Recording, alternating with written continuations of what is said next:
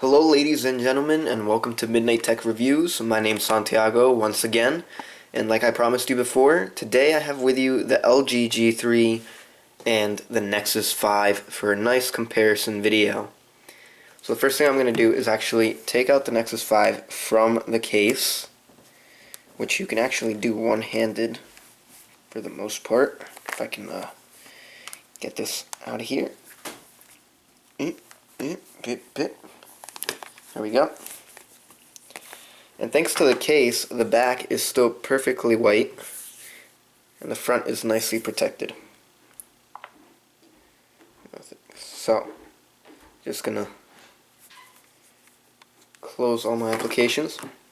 And what I've done here is I've actually unrooted both phones, and with the Nexus 5 I unrooted it, blocked the bootloader, and then oh no, I didn't lock I didn't lock the bootloader on this one yet, but I did unroot it, and then I also flashed the stock ROM on it again, and the LG G3 is unrooted now with all the stock applications and factory reset. Both phones are factory reset. So right off the bat, just for some specs given overview, the Nexus 5 is running a Snapdragon 800 versus the LG G3's 801. My Nexus 5 has 2 gigabytes of RAM versus the LG G3's 3 gigabytes of RAM, and my Nexus 5 has 16 gigabytes of memory, while the LG G3 has 32 gigabytes of memory. Now, the difference here is that the Nexus 5 carries a consistent 2 gigabytes of RAM for both memory sizes, 16 and 32. The LG G3, on the other hand, on a 16 gigabyte version of memory, it only carries 2 gigabytes of RAM. Both phones are running Android 4.4.4. I believe they should be both running 4.4.4. They both have IPS screens. They both have Adreno 330s. The Nexus 5 has an 8 megapixel back camera. The LG G3 has a 13 megapixel back camera. The Nexus 5 has a 1.2 on the front, and the LG G3 has a 2.1 on the back. They both have optical image stabilization. The Nexus 5 has a 4.9 inch screen at 1980 by 1920, I believe, if I'm correct. It's either that or 1920 by 1820. 1980 by 1820. Let me make sure about that. Just give me 1 second. The screen is, my bad, the screen is 1080 by 1920. I'm like going crazy here. 1080 by 1920, while the LG G3 has a 1440 by 2560 screen, making it a 2K, and it's at 5.5 inches. And you can clearly see the difference in size. Both phones have NFC, and the Nexus 5 weighs in at 130 grams, being the lighter of the two, while the LG G3 weighs in at 149 grams. Now, if you look at the build quality of both phones, both build qualities are solid, and in hand, me, personally, I like the Nexus 5's feel better, especially since it's smaller. And they both have, neither of them have real metal backs. This one has like a matte finish plastic back, maybe polycarbonate. This one has an aluminum finish polycarbonate back. And in terms of bezels, the LG G3 has smaller bezels on the front in every way, bottom, top, and especially sides, because the LG G3 was made perfectly for size, for the screen, as you can see, while the Nexus 5 has a tiny bit more width on the side bezels. Not too much difference on the top and bottom bezels, to be honest, except for the LG G3's top is pretty thick. Pretty thin. Now, in terms of width, you can see that the LG G3 is considerably thinner than the Nexus 5. Now, that's one thing on the LG G3, is that it has tap to lock and tap to unlock. It also has knock code, so I can set up a code where I tap in certain areas of a square quadrant and it'll unlock. On the other hand, the Nexus 5 doesn't, so all I can do is click the button to unlock it. But Since the Nexus 5 is so much smaller, I really don't need any help unlocking it with just any of the fingers I want to use. And so I can handle this phone perfectly fine with one hand, with my hand size. This phone, on the other hand, I can handle it with one hand, but it's a little bit harder. But thankfully, now we're going to move on to the back, and I'll tell you why thankfully this isn't too hard to use with one hand, even though it's such a bigger phone. And it's due to the button placement. On the LG G3, you have your button placement right on the back. Your power button, bottom button for volume, and top, and your up volume rocker. Then you have your camera, again 13 megapixels with laser autofocus and a dual tone LED. On your Nexus 5, you get an 8 megapixel camera with optical image stabilization, same as the LG G3 with optical image stabilization. A one-tone LED flash, and that is it. They both record in HD video, but you're also able to record 4K on the LG G3. So the LG G3's camera and screen are obviously much better than the Nexus 5's cameras and screen, but once again, that's also personal because, you know, really the LG G3 screen, you won't notice too much difference between phones unless you're really used to using the LG G3. On the Nexus 5, you have your, right on the bottom, you have your 2.0 micro USB port with 2 speaker grills, out of which one is your microphone. And on the top, you have your 3.5mm jack with another microphone, one of which is noise canceling. On the LG G3, on the bottom, you have your microphone, 3.5mm jack, and micro USB port. And on the top, you have another microphone and your IR blaster. So that's pretty cool. I don't believe this one comes with an IR blaster. I'm pretty sure the Nexus 5 doesn't come with an IR blaster. Like 100% sure. But don't quote me on everything.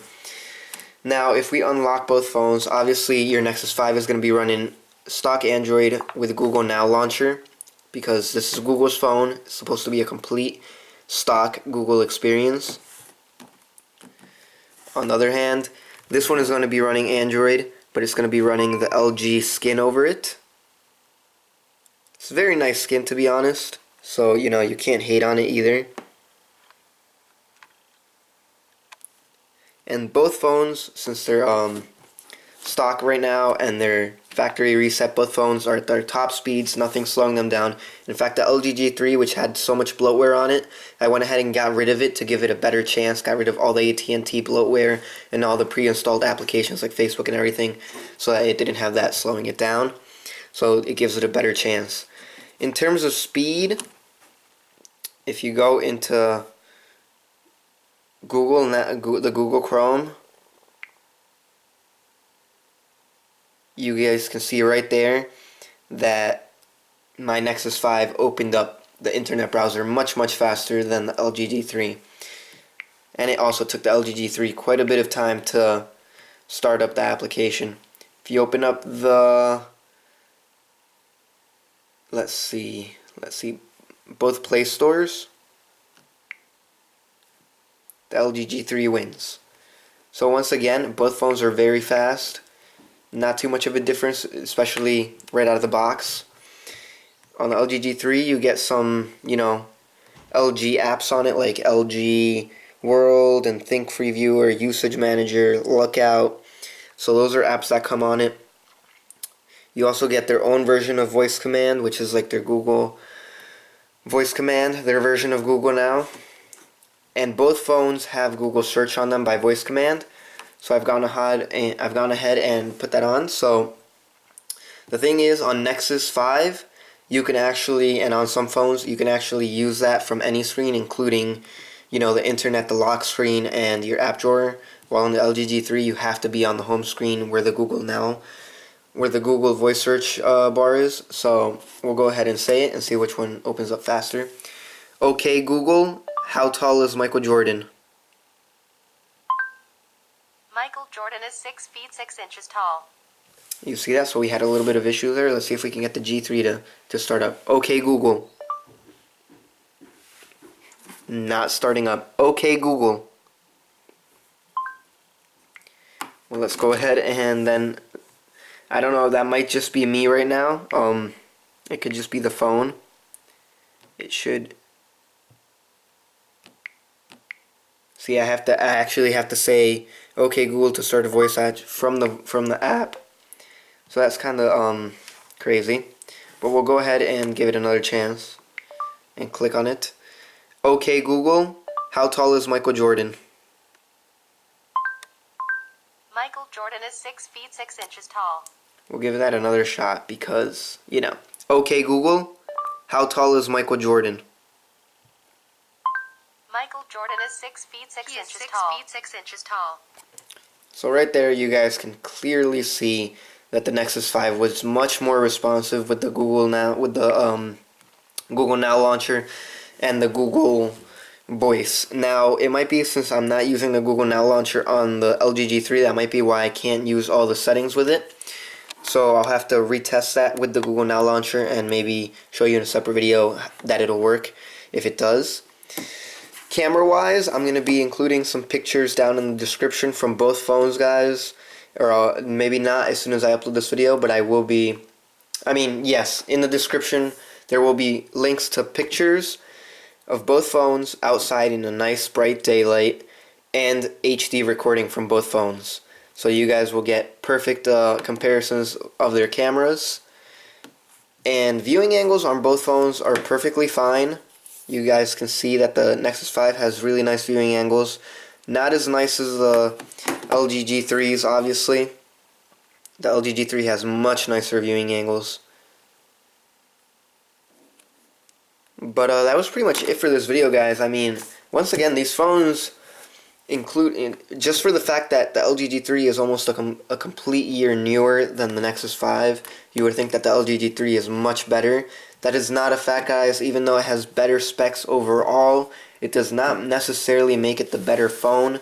That is opinion only. Again, the Nexus 5 runs a Snapdragon 800 and the LG G3 runs a Snapdragon 801. But since it has so much on it, you know, it does slow down a little bit. It has its LG skin on top of it and all that, so it does slow down thanks to that. So the Nexus 5, on the other hand, comes bare minimum with only stock Android and the Google Now launcher. On specs, the LG G3 easily wins out with a 13 megapixel camera on the back, 2.1 on the front, 2K screen. You know, definitely on specs much better. Both have the same exact sensors.